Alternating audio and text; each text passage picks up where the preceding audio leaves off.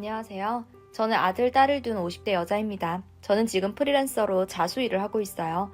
딸 도움을 받아 인터넷으로 주문을 받고 팔고 하다 보니 꽤 수입이 들어오는 편이라 생활비랑 밥 먹을 돈을 빼고는 여가 생활을 할 정도로 어렵지는 않게 살고 있습니다. 아들은 집에서 저와 살며 대학에 다니고 있고 딸은 2년 전에 졸업하고 다행히 빨리 취직이 되어서 집에서 40분 정도 되는 거리에서 혼자 자취를 하고 있습니다. 그래도 집에 자주 와서 밥도 먹고 잠도 자고 가고 그래요. 딸은 지금 결혼한 남자도 있고요.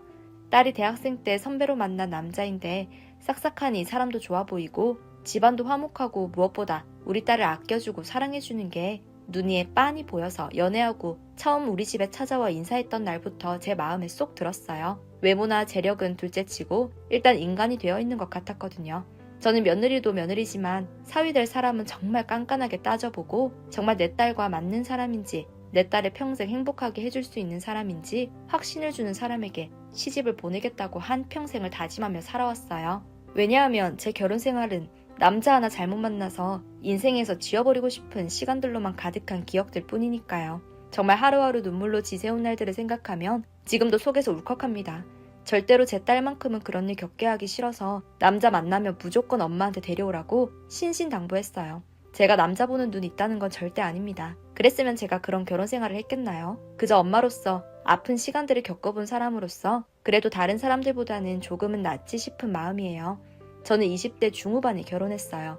친구의 대학 선배였는데 친구가 하도 만나보라고 성화를 부려서 어디 한번 만나나 보자 하고 소개팅 자리에 나가서 만나게 되었는데 대화를 하다 보니 말도 잘 통하고 해서 자연스럽게 교제하는 사이가 되었죠. 그러다 교제 기간이 길어지고 부모님께도 자연스럽게 알리게 되었는데 부모님께서 두 분 다 건강이 좋으신 편이 아니셔서 하루빨리 손주를 보고 싶으시다고 결혼을 재촉하셨어요. 남편 부모님께서도 길게 시간 끌 필요 없다고 하시고 결혼을 진행시켜서 정말 챙길 것만 챙겨서 시집왔어요.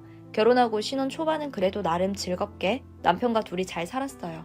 남편은 다정한 사람은 아니었지만 그래도 챙겨야 할 건 다 챙겨주고 가끔은 둘이 외식도 나가고 시간 여유가 생기면 당일치기 여행도 가고 그렇게 나름대로 좋은 남편의 모습으로 결혼 생활을 보냈죠. 그런데 남편의 그런 다정한 모습은 저에게만 해당되는 게 아니었나 봐요. 결혼하고 2년 후에 저희 친정아버지께서 지병으로 돌아가셨어요. 친정어머님께서는 너희 아버지는 이렇게 갔지만 나는 절대 손주 보기 전에는 못 간다 하시며 우셨고 전 남편에게 아이를 가질 생각이 있냐 물었어요. 남편도 아이를 갖고 싶었고 우리 부모님도 아기 가지라고 여러 번 말씀하셨다고 했어요. 그래서 임신하기로 계획하니 생각보다 쉽게 아이가 찾아와 주었고 그게 지금 제 옆에 있는 딸입니다. 친정어머님께서는 첫 손녀 보고 정말 춤출 기세로 좋아하셨고요.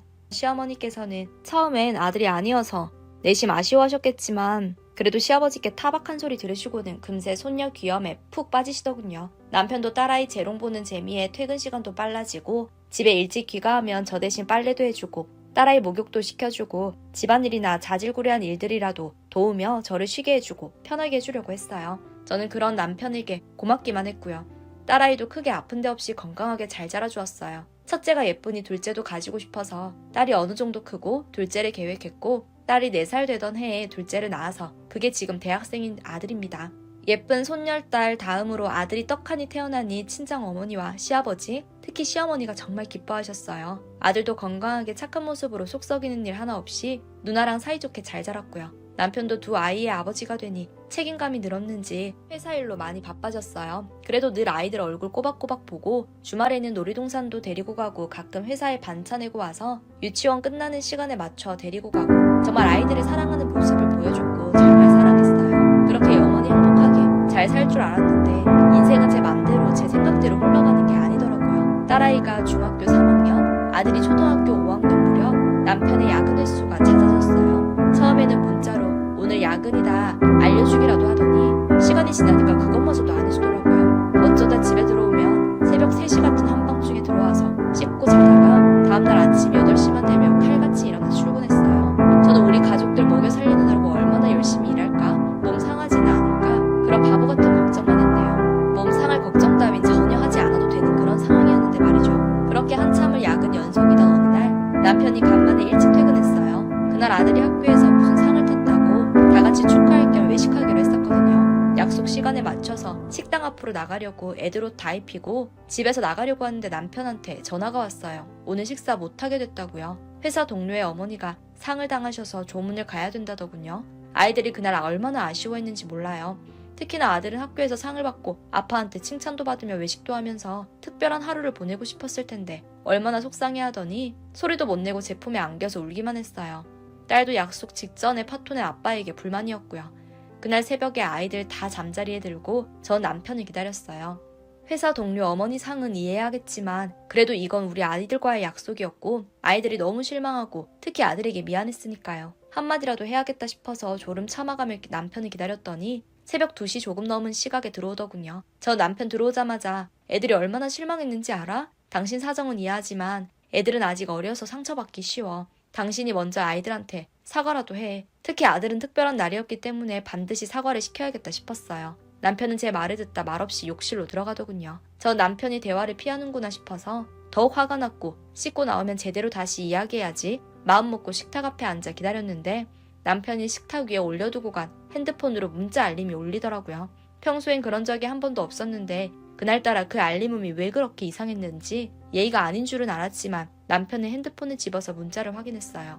문자 수신인의 이름이 우리 자기라고 저장되었더군요. 순간 제 심장이 쿵 내려앉는 듯한 기분이었어요. 손이 부들부들 떨리기 시작했고 그 문자를 정신없이 읽기 시작했죠. 문자에는 오늘 당신이 상주노릇 다 해주고 장례식 도와줘서 너무 고맙다. 당신 없이 어떻게 했을지 모르겠다. 나한테는 당신밖에 없다. 고맙고 사랑한다 등등 가관이더군요.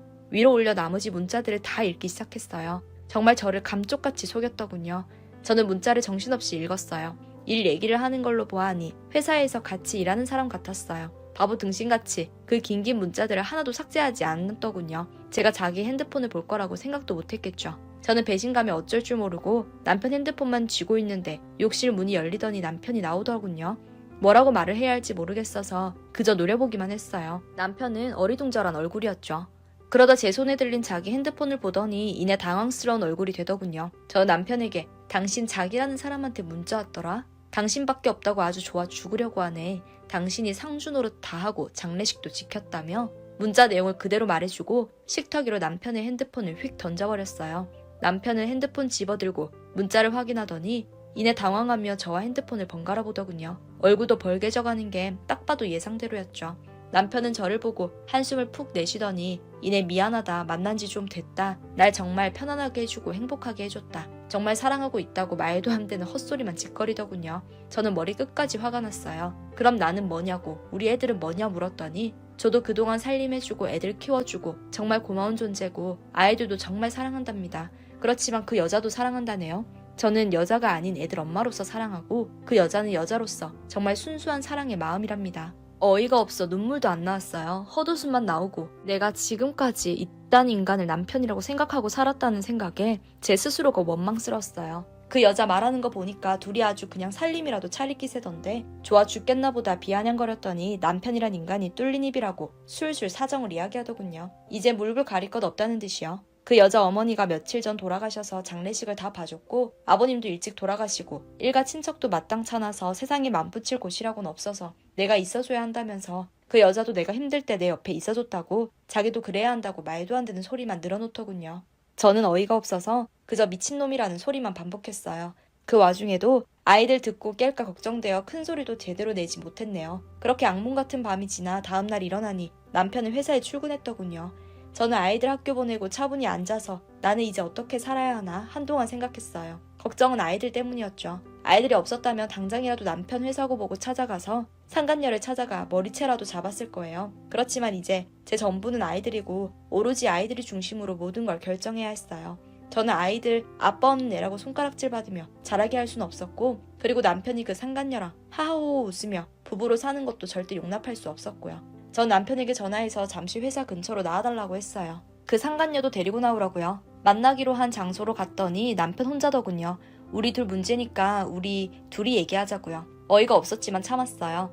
난 당신이랑 그 여자 행복하게 사는 꼴 못 보고 우리 아이들이 이혼부모 자식으로 만드는 것도 못해. 그러니 난 절대 이혼 안 해줄 거야. 어젯밤 말하는 거 들으니 그 여자랑 살림 차리기로 약속했나 본데 어디 나가서 살림 차려봐. 대신 당신이 이 집 나가고 지금 집은 나랑 내 애들 집이야 하고 말했어요. 실제로 그 집은 제 명의로 되어 있었어요. 진짜 그 여자를 사랑하기라도 하는지 남편은 순순히 제 말을 다 들어주겠다고 그러더군요. 그 여자한테만 해코지하지 말라면서요. 진짜 끝까지 분노만 남기는 인간이었어요. 차라리 이혼하자고 따지기라도 하지. 한 달 정도 후 남편이 이삿짐 센터를 불러 자기 짐을 모두 뺐고 아이들에게는 아빠가 지방에서 일을 해야 돼서 이사를 가는 거라고 말해두었고요. 끝까지 제게 미안하다 한마디 외에는 아무 말도 안 하더군요. 남편이 짐을 빼고 떠난 날에 저는 혼자 울면서 술을 마셨어요. 그리고 다짐했죠. 내 자식들은 반드시 행복한 아이들로 키우겠다고요. 절대 이런 불행 안 물려주겠다고. 그렇게 아이들은 저와 함께 지내며 가끔 한 달에 2번 정도 아빠 얼굴을 보며 아무것도 모르고 잘 자랐네요. 저는 아이들이 아빠 만나는 날에 데려다 주느라 잠깐 스치듯이 얼굴만 보고 인사도 안 했고요. 아들이 가끔 엄마는 왜 아빠 안 보냐고 물었어요. 그럼 전 아빠가 바쁘다고 대충 둘러댔고요. 그러다 딸이 고3이 되던 해였어요. 착하고 바르게 잘 자라준 제 딸은 가고 싶은 과가 있었고 열심히 공부해서 원하는 대학에 붙었어요. 정말 자랑스럽고 기특했죠. 그 소식을 들은 남편이 연락이 와서 딸 등록금으로 쓰라며 목돈을 넣어둔 통장을 주었고 그러다 일은 그 후에 터졌어요. 어느 날 갑자기 제 핸드폰으로 모르는 번호가 전화가 와서 받았더니 다짜고짜 웬 여자가 소리를 지르더군요. 당신이 뭔데 그 큰돈을 내 남편한테서 채가냐면서요. 처음 듣는 목소리였지만 바로 알았어요. 얼굴을 보지도 못했던 그 남편의 상간녀였죠. 제 딸에게 준 그 돈을 돌려달라네요. 어디 남의 남편 돈을 그렇게 가져가냐면서요. 기가 막혔지만 저는 따박따박 받아쳤어요. 네 남자고 뭐고 간에 아이들은 그 남자 자식이고 그 돈 내가 강요한 적도 없고 그 사람이 스스로 딸 등록금 하라고 준 돈이다. 그리고 뭘 모르는 것 같은데 우리 2사람은 아직 법적으로 부부고 그쪽은 그저 상간녀일 뿐이라고 맞는 말만 해줬더니 욕하면서 전화를 끊더라고요. 그런데 그 다음날 제 딸에게 전화를 해서 똑같이 그 돈 내놓으라고 하더군요. 당연히 모든 걸 알게 된 딸은 얼마나 놀랐는지 밤늦게까지 방 밖으로 안 나오고 울기만 하고 딸이 너무 걱정돼서 결국 열쇠로 문을 열고 들어가 딸을 안아주며 달래주었어요. 미안해. 너랑 동생이 놀랄까봐 지금까지 말 못한 거야. 엄마가 정말 미안하다. 너는 아무 잘못 없고 그 돈도 당연히 네 돈이니 걱정하지 마. 라고 이야기했어요. 착한 딸은 엄마 지금 내가 슬퍼서 우는 게 아니라 화가 나서 우는 거야. 엄마가 너무 불쌍하고 아무것도 못해준 내가 싫어서 우는 거야. 라고 하더군요. 그 말에 저도 그동안 서름이 터져나와 딸 안고 같이 펑펑 울었어요. 딸은 그렇게 한참을 울다가 돈은 안 돌려줄 거지만 아빠라고 하기도 싫은 사람이 준 돈이니까 이건 엄마한테 줄게. 엄마가 알아서 하라며 돈을 제게 넘겼어요. 사실 딸이 장학금을 받아서 당장 등록금이 급하고 그랬던 건 아니었거든요. 딸은 중학생 아들 불러서 거실에 앉혀놓고 저 대신 상황 설명 다 했어요.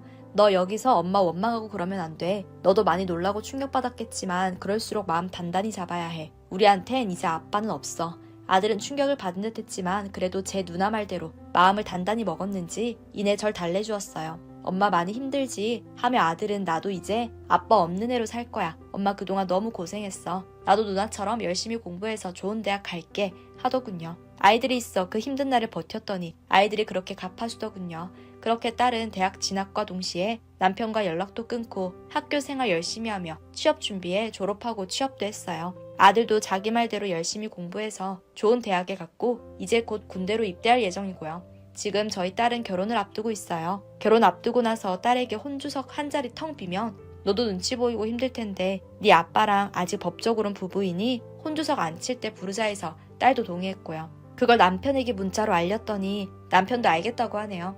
그래도 자기 자식들을 끔찍하게 생각해서 딸아들이 먼저 연락 안 해도 계속 문자로 아이들에게 안부 인사를 했던 사람이거든요. 그 이후로 상간녀에게 또 전화가 왔어요. 왜 자기 남편이 혼주석에 앉냐고요. 그럴 거면 자기까지 해서 3명이 앉아야 된다네요. 어이없어서 닥치라고 한마디 하고 그냥 끊었어요. 아직도 저는 그 사람과 법적으로 부부고 이혼할 생각이 없어요. 그 상간녀가 떳떳하게 사는 꼴은 제가 죽는 한이 있어도 못 보겠으니까요. 이제 곧 결혼하는 제 딸은 저처럼 아픈 일 없이 오래오래 행복하기만을 바랄 뿐입니다.